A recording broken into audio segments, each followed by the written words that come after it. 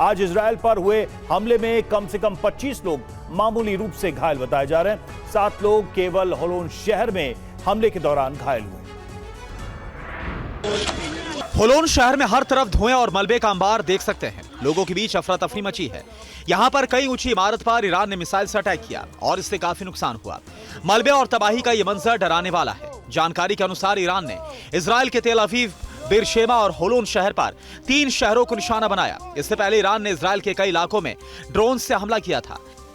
Central Israel पर Iran का यह हमला है, जिसमें आप देख सकते हैं कि एक रेस्टोरेंट भी हमले की जद में आ गया। रेस्टोरेंट के बाद खड़ी डिलीवरी गाड़ियों की हालत आप देख सकते हैं कि हमला कितना जबरदस्त था। हर तरफ मलबा ही मलबा बिखरा पड़ा है। धुएं का गुबार नजर आ रहा है। इमारतों के मलबे सड़क और गाड़ियों पर गिरे हैं, जिससे काफी नुकसान हुआ। हमले के बाद देख सकते हैं कि आग कुछ गाड़ियों में भी लगी हुई है। हमले के बाद देखिए शहर में हाहाकार मचा है। सेंट्रल इजराइल की ये तस्वीरें हैं, जहां पर हमले के बाद लोग हैरान परेशान हैं।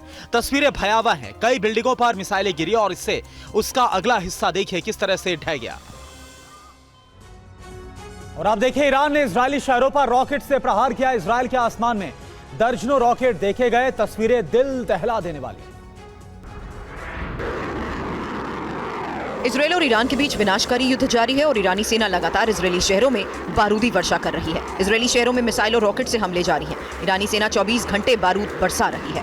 इजरायल और ईरान के बीच वार पलटवार जारी है और ईरानी हमलों की ये आज सुबह की तस्वीरें हैं। साफ नजर आ रहा है ईरानी सेना इजरायल को तबाह करने में जुटी है।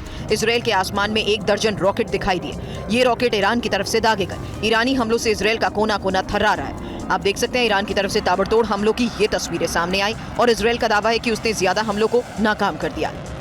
लेकिन जिस तरीके से पिछले 3 दिन से ईरानी सेना की आक्रामकता बढ़ती जा रही है, उससे साफ है कि ईरानी इजरायल को करारा जवाब दे रहे हैं। ईरान ने इस युद्ध में अब तक करीब 500 से ज्यादा मिसाइलें और सैकड़ों ड्रोन इजरायल पर दागे हैं। इनमें फतेह 1, शहाब 3, गदर और खुरम शहर जैसी लॉन्ग मिड रेंज मिसाइलें भी शामिल हैं। इन हमलों में इजरायल में अब तक कई लोगों के मारे जाने की खबर है। और ईरान ने बेतियाम शहर पर भीषण हमला किया है। मिसाइल से हमलों के बाद कई इमारतें खंडर बन चुकी हैं। देखिए रिपोर्ट।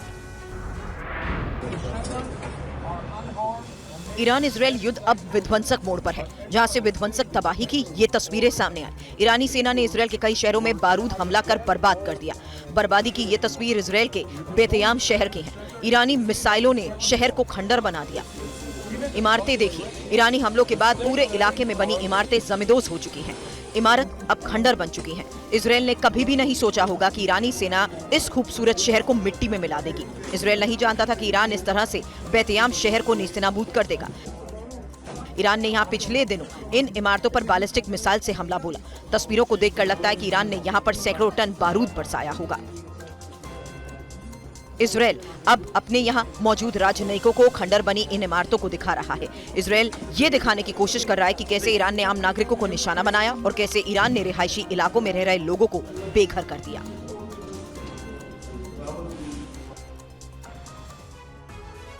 और इजरायल पर ईरान के हमलों के बीच TV9 संवाददाता मनीष झा ने भारतीय नागरिकों से बात की। उनका कहना है कि ईरान ने जिस जगह को टारगेट किया वो सैन्य ठिकाना नहीं बल्कि हॉस्पिटल है।